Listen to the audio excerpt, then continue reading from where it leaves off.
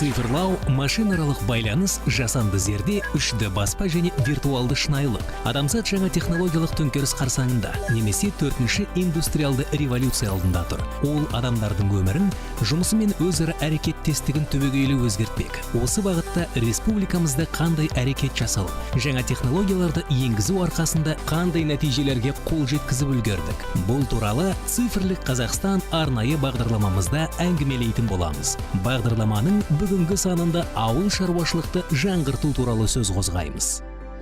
Біріккен ұлттар ұйымының азық-түлік және ауыл шаруашылығы ұйымы сарапшыларының мәліметінше 2050 жылға қарай халықтың қажеттіліктерін қанағаттандыру үшін әлемге 2006 жылда өндірілген азық көлеміне қарағанда 70%-дан астам мөлшердегі азық өнімі керек болады. Демек, күллі әлемнің ауыл шаруашылық компанияларының алдында қоршаған ортаны сақтай отырып, әрі ресурстарды көп шығынданбай, осы қажеттілікті өтеу түйткілі бүгінгі күннің өзінде өзектілікке ие.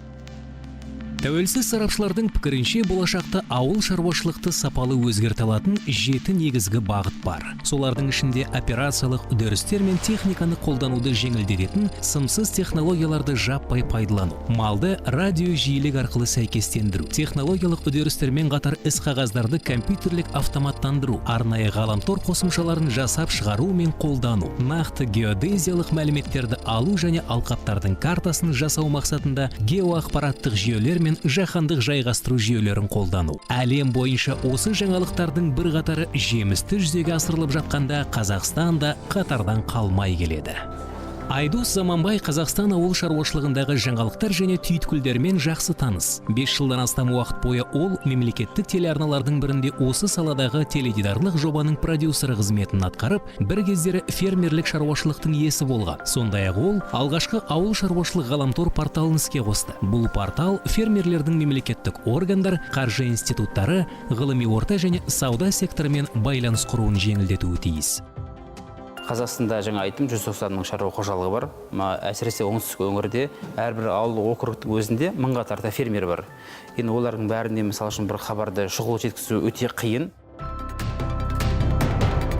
Agrabiz.kz сайты қарым-қатынас жасаудың бірегей алаңын ұсынады. Сайт 5000 фермерлік қожалықтың қызметі туралы толық ақпараты бар каталог пен SMS таратудың ыңғайлы қызметімен қамтамасыз етілген. Сондай-ақ мұнда соңғы жаңалықтар, бизнес жоспарлардың үлгілері, республикада өткізіліп жатқан тендерлер туралы мәліметтер, агросекторға қатысы бар отандық ғалымдар мен ғылыми қызметкерлердің дерекқоры жарияланған. Біздің мәселеміз бұл жерде делдал дейді, сол посредниктердің жолын кесу. Өйткені посредниктер қазіргі уақытта делдалдар фермерлерден жақсы өмір сүреді. Оларда ешқандай тәуекел жоқ, ешқандай риск жоқ. Фермерлерден өнімді жаңағы себестоимость дейді, сол бағадан да төмен бағаға алады, олар мысалы үшін 3 есе 5 есе қымбатқа сатады. Енді портал жасағаннан бері мысалы үшін фермер өзінің тауарын қымбатқа сатады, ал клиент өз тауарын арзан қалады. Алматы облысында орналасқан Байсерке Агро көпсалалы агрохолдингі Agrabiz.kz ғаламтор порталын жиі қолданады. Холдинг қызметіндегі негізгі саланың бірі ірі қара мал өсіру және алынған сүт өнімдерін өңдеу. Дәл осы жұмыс бағыты бұл жерде автоматтандырылған, тіпті роботтандырылған. Шаруашылықта су жаңа сауыншы роботтар орнатылды. Қазақстанның 6 өнеркәсібі осы технологияны енгізіп үлгерген. 2014 жылдан бері бізде саудың роботтандырылған жүйесі іске қосылып, яғни бұл автоматты ерікті сау станциясы. Сиырлар ол жерге өздері барып, автоматты түрде сауылып, өздері қай уақытта бару керектігін шамамен біліп тұрады. Нәтижесінде бір сиыр күніне 3-4 рет сауылып, бере алатын сүт көлемінің ең жоғары мөлшерін береді. Галштинді фриздік тұқымды сиырлар уақыт келгенін сезіп, арнайы кашаға барады. Сол жерде робот сиырдың желінін автоматты түрде тазалап, лазерлік диагностикасын өткізіп, жемін береді. Оны тауысқанша робот малдың физиологиялық ерекшеліктеріне икемделіп, сүтті жинай бастайды. Сүтті осы әдіспен жинау әлем бойынша мойындалған жеңіл әдіс. Өйткені сиыр мұндайда күйзеліске ұшырамайды. Сауынның сиырларға ұнайтыны сонша, тіпті кейде олар кашаға қайта-қайта кіргісі келетіні байқалады. Алайда робот оған жол бермейді. Малдың мойнына ілінетін арнайы тетіктердің көмегімен робот минутына дейін нақты қашан және қайсысын сауғанын біліп отырады. Сауатын кезде сүттің негізгі көрсеткіштері өлшеніп, сол бойынша оның қолданысқа жарамды немесе жарамсыздығы анықталады. Бұл температура, тұтқырлық, ақуызды заттектердің болуы секілді көрсеткіштер. Егер бір нәрсе кем болып тұрса, робот ондай сүтті жалпы сауытқа өткізбей бөлек ыдысқа құяды. Сауыншы роботтарды сатып алу ферма үшін қызмет көрсетуші қызметкерлердің санын айтарлықтай азайтып қана қоймай, сондай-ақ сауым көлемін де едәуір арттыруға жағдай жасайды. Осылайша былтыр орташа көрсеткіш күніне 29 литрді құрағанда, жергілікті рекордшы бір тәуліктің ішінде 80 литр сүт берген екен. Бұл әрине айтарлықтай нәтиже. Сауыншы роботтар Байсерке агрохолдингінің жалғыз жаңалық емес. Мұнда әуелде эксперимент жүзінде, содан соң жүйелі түрде инновациялық жер асты суару жүйесі енгізілген. Басты ерекшелігі су жүретін құбыршек 40 см тереңдікте орналастырылып, су тікелей өсімдіктің тамырына барады, арамшөпке жетпейді. Нәтижесінде жүгері түсімі гектардан 120-140 центнерге дейін жетіп, бұл технологияны енгізгенге дейінгі көрсеткіштен 4,5 есе артық болып шықты. Здесь у нас имеется емкость, резервуар для жидких удобрений. Сонымен қатар бұл жерде тыңайтқыштарды оңай және тура өсімдікке дейін жеткізу үшін сұйық тыңайтқыштарға арналған резервуарымыз бар. Бұдан бөлек кеңседен шықпай-ақ суаруды қосу немесе өшіру үшін қашықтан басқару модуліміз орнатылған. Чтобы была возможность включать-выключать полив, не выходя из офиса. Қазір біз сүттің құрамындағы дене жасушаларын зерттейміз. Кез келген заманауи ауыл шаруашылық кәсіпорынның табысқа жетуі тікелей ғылым мен өндіріс синтезіне байланысты. Сондықтан агрохолдингтің дамуына қарай меншікті лаборатория құру және республиканың 3 ірі ғылыми зерттеу институтымен ынтымақтастық жөнінде меморандум жасасу шешімі қабылданған. Выгода науки в том, что все научно Ғылымның пайдасы сол, барлық жаңа ғылыми зерттемелер саны көп мал басына апробацияланып енгізіледі. на большом количестве животных проводится. Мұнда диагностиканың жеделдеме әдістері апробацияланып, иммундық жағдай мен алынатын өнімнің сапасы зерттеледі. Иммунный фон, исследуется качество получаемой продукции. Помещаем. Біз сынамамызды анализаторға саламыз. Енді алынатын өнімнің сапасын тексеру немесе мал басының денсаулығын бақылау үшін үлгілерді қалалық лабораторияға апарып, алтын уақытты жоғалтудың еш қажеті жоқ. Су жаңа еуропалық құрал жабдықтардың арқасында барлық талдаулар сол жерде санаулы минутта жасалады. Здесь мы будем проводить гематологические исследования. Осы жерде біз қанның гематологиялық зерттеуін өткіземіз. Бұл ірі қара малының қаны. Біз оны араластыру үшін ротаторға орналастырамыз. Перемешивание пробы.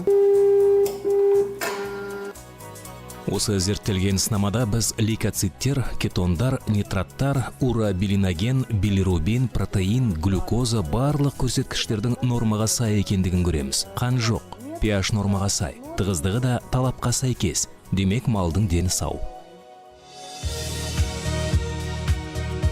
Ауыл шаруашылығында пайдаланатын меншік жерлері бар, дәл осындай ірі агрохолдинг үшін жем өндірісі түйткіл туғызбайды. Ал қаржысы мен жерлері шектеулі шағын шаруа қожалықтары үшін бұл өзекті мәселе. Жас кәсіпкер Арман Тосқанбаев қазақстандық мал өсірушілеріне дағдарысқа қарсы шешімді ұсынып отыр. Ол әкесімен бірге Қарағандыда жем арпасын өндіру үшін автоматтандырылған гидропонды қондырғының өндірісі мен құрастырылуын жолға қойған.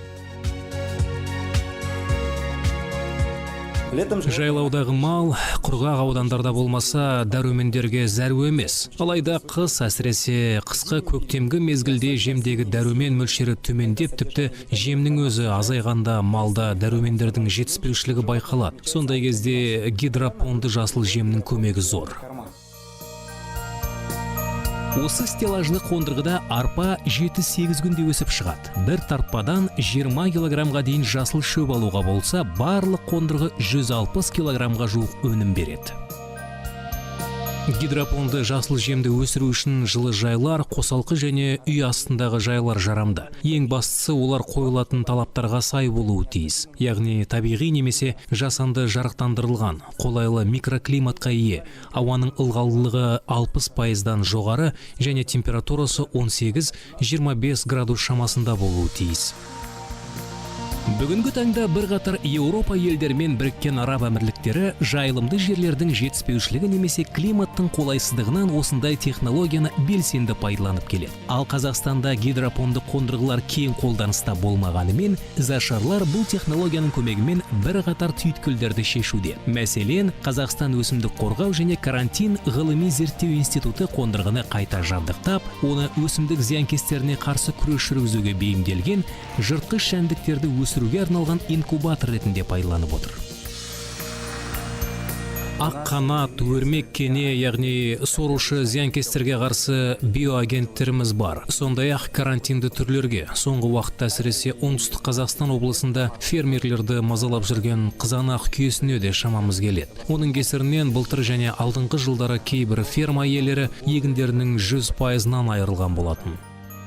Зиянкестермен күресудің осы әдісі биологиялық әдіс болып саналады, әрі ол химиялық дәрі-дәрмек қолдануды жоққа шығарады. Жәндіктерді Қазақстанның егін алқаптарына шығару үшін тағы бір заманауи өнертабыс ұшқышсыз ұшатын аппараттарды бейімдеген. Оценили возможности. Біз ұшқышсыз ұшатын ұшақ және тікұшақ түрлерінің мүмкіндіктерін бағалап, ауыл шаруашылығы үшін тікұшақ типтерінің анағұрлым жарамды екендігін анықтадық. Өйткені олар қонатын алаңды қажет етпей, оны тап өзіңіз тұрған жерден ұшырып қондыруға болады. Запустить и посадить прямо перед собой этот агрегат. Сонымен қатар ғылыми зерттеу институтының мамандары дрондардың көмегімен алқаптарды қашықтан бақылап, мультиспектралды түсірілім жүргізіп, паразит жәндіктер мен арамшөп тараған ошақтарды анықтап отырады. Сауыншы роботтар мен ауыл шаруашылық дрондардан кейін бір нәрсеге таңғалу мүмкін емес сияқты. Алайда жуырда Қазақстанға өздігінен бал шығаратын ара ұялар әкелінген. Бұл австралиялық омарташылар жасаған жаңа өнім Flow Frame жақтаушылармен жабдықталған бітуге жақын ара ұясы қуыстарынан құралады. Аралар бал ауызбен осы қуыстардың құрылысын өздері аяқтап, балға толтырып желімдейді. Для того, чтобы открыть сот и потек мед, необходимо извлечь крышку, пробку. Ара ұясын ашып балды алу үшін бітеуішті шығарып, осында иінтіректі орнату керек. Иінтіректі оңға бұрсақ, ара ұялары жарылып жылжиды. Өйткені олар тігінен қозғалмалы әрі табиғи ұялар секілді 120 градус бұрышта жасалған. Ара ұясы сәл еңкейтілген, сондықтан ол жарылғаннан кейін бал мына тесік арқылы жиналма түтігіне немесе құтыға құйылады. Отверстие через трубочку, соответственно, либо в сборный канал, либо в баночку. Омарташылықтың осы және өзге де жаңа өнімдерін Қазақстанға альтруист Павел Коновалов әкеліп жүр. Осыдан 5 жыл бұрын әуестеніп 3 ара ұясын сатып алған ол, осылайша өзінің кәсіпкерлік жолын бастайды. Алайда тасы өрге домалап, бүгінде ол 1000 ара ұясынан тұратын омарта, танымал сауда маркасы және сырттан жұмыс күшін іздемей, шаруашылықпен айналысуға жағдай жасайтын алуан түрлі ноу-хау иесі екендігін мақтанышпен айталады. Оның қарамағында австралиялық ғажайып ара ұясынан басқа түріктің көшпелі омарталары, балды айдайтын аппарат және аналық сүтті өнеркәсіптік жолмен алудың құралы бар. Аналық сүт жасушалардың қалпына келуін жылдамдатып, иммунитетті нығайта алатын бірегей заттек болып саналады.